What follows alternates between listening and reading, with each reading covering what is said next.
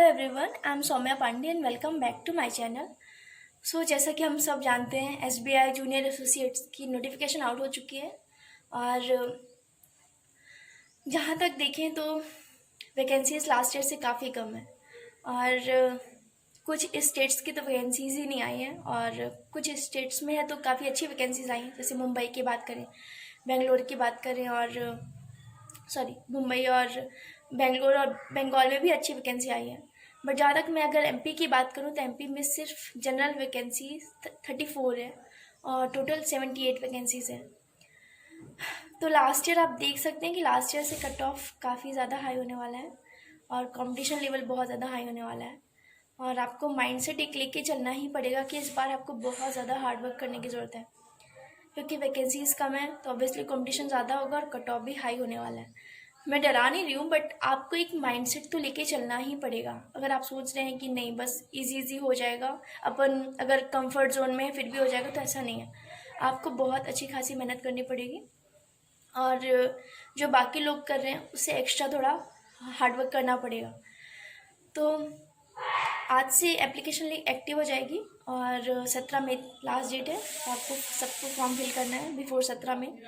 और अगर जहाँ तक मैं बात करूँ स्ट्रेटजी की, तो मैं ये बता दूँ कि आपको प्री और मेंस दोनों के साथ में ही प्रैक्टिस करनी है। आप ये गलती बिल्कुल मत करिए कि आप पहले प्री क्वालिफाई कर रहे हैं उसके बाद आपको मेंस करना है, बिल्कुल भी नहीं।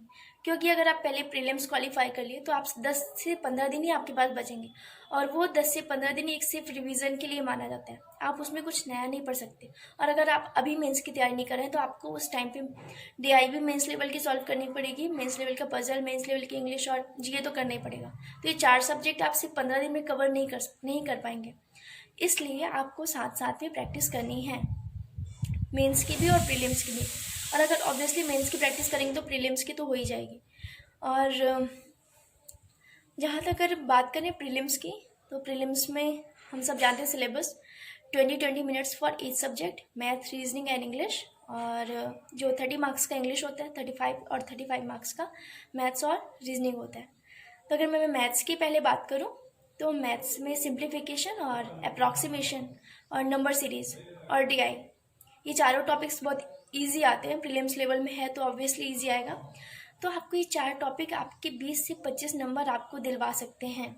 और अगर आप इन 4 टॉपिक पे बहुत अच्छी प्रैक्टिस कर लेते हैं तो ऑब्वियसली 20 से 25 मार्क्स आप आराम से लेके आ सकते हैं। और इसके बाद अर्थमेटिक की बात करूँ तो time and distance, time and work, profit and loss, partnership, boat and stream और इन सब टॉपिक पे आपको अच्छी खासी प्रैक्टिस करनी है, क्योंकि ये सब आपको टोटल आपको सिर्फ आपको ओवरऑल कट ऑफ तो क्लियर करना ही है। तो आप 20 से 25 मार्क्स सिर्फ एक सब्जेक्ट में लाके आप नहीं क्लियर कर सकते। तो ऑब्वियसली आपको ये समझ के चलिए कि आपको 35 आउट ऑफ 35 क्वेश्चन करने ही हैं। तो आपको सारे टॉपिक्स पे अपनी कमांड बनानी होगी और सारे टॉपिक्स अच्छे से क्लियर करने हैं। तो बहुत अच्छी प्रैक्टिस करिए, बहुत जितना हो सके उतना प्रैक्टिस करिए, क्योंकि प्रीलिम्स में ऑब्वियसली कट ऑफ हाई जाता है। और अगर आप इसमें 35 लाने का सोचे तब जाके आप आउट ऑफ 35 में से आप 30 क्वेश्चन आराम से कर पाएंगे। तो इतनी अच्छी प्रैक्टिस करनी है आपको। और इसके बाद अगर रीजनिंग की बात करूँ तो रीजनिंग में है पजल, सिटिंग अरेंजमेंट और ब्लड रिलेशन। ये 3 टॉपिक्स हैं जहाँ पे आप 20 नंबर तो लेके आ ही सकते हैं। तो आपको इन 3 टॉपिक पे बहुत अच्छी प्रैक्टिस करनी है। उसके बाद हो गया ब्लड कोडिंग डिकोडिंग हो गया, इनइक्वालिटी हो गया, अल्फा न्यूमेरिक सीरीज हो गया, सिलोलिज्म हो गया। इन सारे टॉपिक्स पे बहुत अच्छी प्रैक्टिस करनी है। 1 महीने बचे हैं, आप अच्छी खासी प्रैक्टिस कर सकते हैं ऑब्वियसली, जैसा कि है।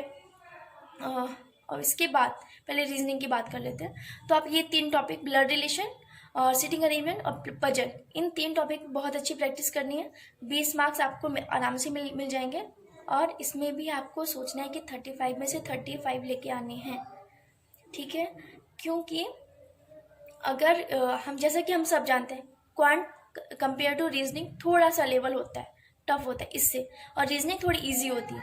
तो रीजनिंग में अगर हम पूरे मार्क्स लेके आ रहे हैं तो हमारे लिए ही बहुत अच्छा होगा ना, कि हम ओवरऑल कट ऑफ बहुत अच्छे से क्लियर कर पाएंगे। तो रीजनिंग में अगर हम 35 में से 35 लेके आ रहे हैं तो काफ़ी अच्छा है।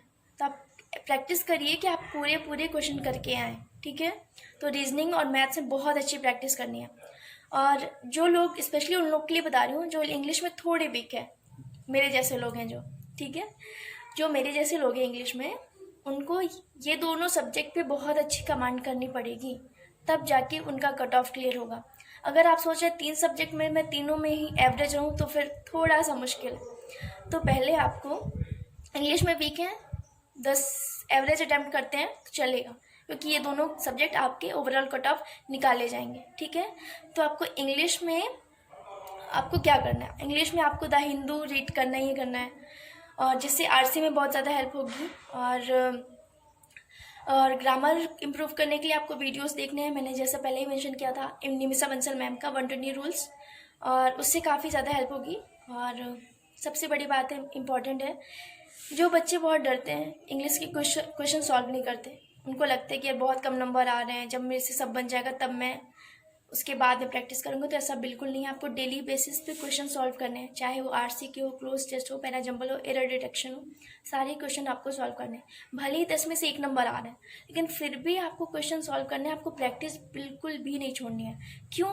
क्योंकि अगर आप घर बैठे ही आप क्वेश्चन सॉल्व नहीं कर पा रहे हैं, तो आप एग्ज़ाम हॉल में आप कैसे क्वेश्चन सॉल्व कर पाएंगे? वहाँ पर तो और ज़्यादा प्रेशर होता है। तो बिल्कुल आपको घर पे इतनी अच्छी खासी प्रैक्टिस करनी है कि वहाँ आपको बिल्कुल डर नहीं होना चाहिए, ठीक है। और अगर आप मेरे जैसे इंग्लिश में वीक हैं थोड़ा, तो 10 से 15 नंबर भी अगर आप लेके आ रहे हैं और मैथ्स और रीजनिंग में भी अच्छी खासे, इधर ये दोनों सब्जेक्ट अच्छे से कवर कर रहे हैं, तो डेफिनेटली आपका कट ऑफ क्लियर हो जाएगा। तो इतनी ज़्यादा डरने की ज़रूरत नहीं है। ऑब्वियसली कंपटीशन है, बट फिर भी करने वाले तो करते हैं ना, तो बिल्कुल डरना नहीं है। तीनों सब्जेक्ट की काफ़ी अच्छी प्रैक्टिस करनी है, ताकि आपको प्रीलिम्स क्लियर हो, और उसके साथ साथ आपको मेंस के लिए डेली बेसिस पे करंट अफेयर पढ़ना है, और साथ में मेंस लेवल की डीआई और मेंस लेवल की पजल और मेंस लेवल की इंग्लिश भी सॉल्व करनी है, चाहे कोई भी टॉपिक हो, ठीक है। आपको सारे सब्जेक्ट कवर करने हैं, साथ में प्रीलिम, साथ में मेंस, ठीक है, क्योंकि आपके ऊपर बहुत ज़्यादा बर्डन हो जाएगा अगर आप मेंस की तैयारी अभी से नहीं करते हैं तो। और जहाँ तक मैं बात करूँ, अभी नोटिफिकेशन तो आउट हो चुका है, लेकिन जून में एग्ज़ाम्स होने वाले हैं, लेकिन फिक्स नहीं है, ठीक है। जून में एग्ज़ाम फिक्स नहीं है आपका कि कौन से डेट को होगा। हो सकता है फर्स्ट वीक ऑफ जून हो जाए, तो उस हिसाब से अगर हम देखें तो हमारे पास सिर्फ 1 महीना है प्रीलिम्स के लिए, ठीक है, सिर्फ 1 महीना। और 1 महीने में हम आप कैसे कर सकते हैं, मैंने ऑल स्ट्रेटजी बता दी है। तो आपको बहुत अच्छे से प्रैक्टिस करनी है, 1 महीने है, हो जाएगा, डरने की ज़रूरत बिल्कुल नहीं है, ठीक है। और उसके बाद 31 जुलाई मेंस डेट आ चुकी है, तो आपको वो डेट भी माइंड में रखनी है, और उस हिसाब से मेंस की भी तैयारी करनी है। तो बिल्कुल भी डरने की ज़रूरत नहीं है, बहुत अच्छे से प्रैक्टिस करनी है, सब हो जाएगा। And all the very best, and thank you so much for supporting me and giving me so much love. And if you like the video, just give me a thumbs up, and just do subscribe my channel. And thank you for watching. Thank you.